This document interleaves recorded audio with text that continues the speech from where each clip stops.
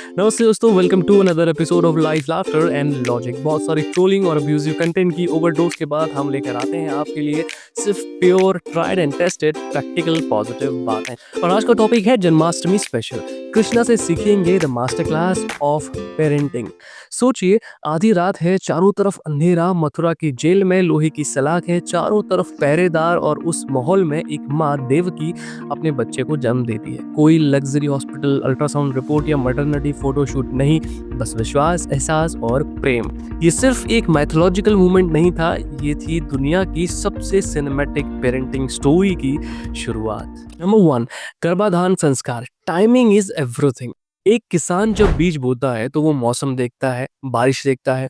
उसी तरह नई जिंदगी को दुनिया में लाने का समय और माहौल बहुत मायने रखता है। कृष्ण का जन्म भी कोई रैंडम दिन नहीं था, ये था वो पल जब अंधेरे में रोशनी की सबसे ज्यादा जरूरत थी।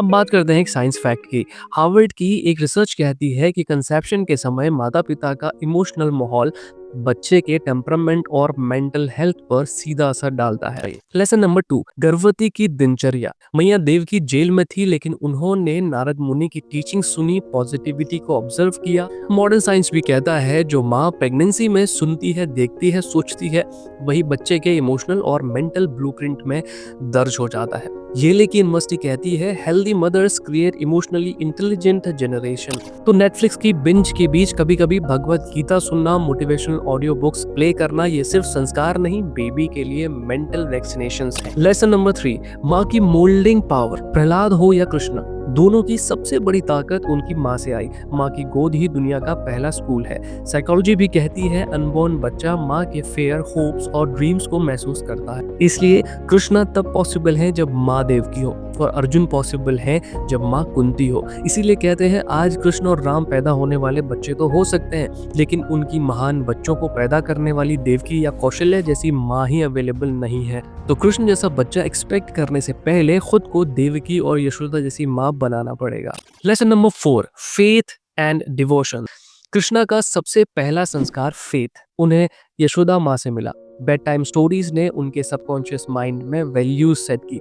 रिसर्च भी कहती है बचपन से रिचुअल्स और फेथ में पलने वाले बच्चों की स्ट्रेस हैंडलिंग और मल्टीटास्किंग पावर डबल हो जाती है। मतलब कृष्ण जैसा मल्टीटास्कर जो माखन भी चुराए और बैटलफील्ड में गीता भी सुनाए, कोई मैजिक से नहीं, सही अपब्रिंगिंग से ही बन सकता है। Lesson number 5, other environment versus inner strength. Krishna jail में पैदा हुए, प्रहलाद ने भी नेगेटिविटी में वैल्यूज नहीं छोड़ी।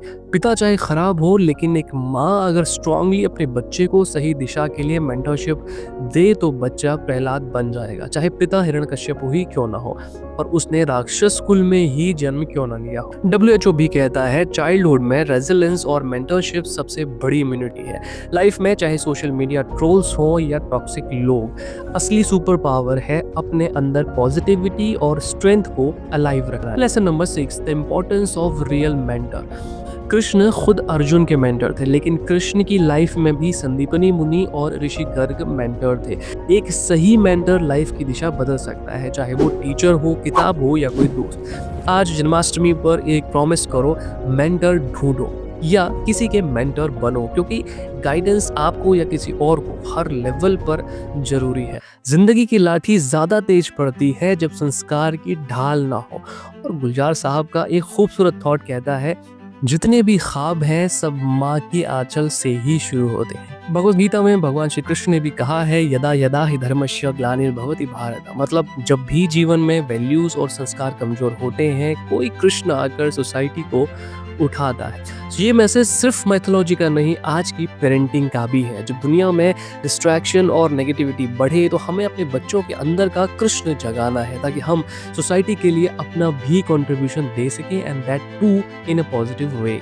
दुनिया में हर घर मथुरा बन सकता है, हर माँ की गोद वृंदावन बन सकती है। बस जरूरत है देवकी, यशोदा जैसे पेरेंट्स की, संदीपनी जैसे मेंटर्स की और कृष्ण जैसे बच्चों की। तो आज की रात चाहे आप दही हांडी फोड़ने जा रहे हो, मंदिर में आरती में खड़े हो या बस घर पर स्वीट्स खा रहे हो, एक वादा कीजिए, आप सिर्फ बच्चों को माखन नहीं संस्कार भी खिलाएंगे।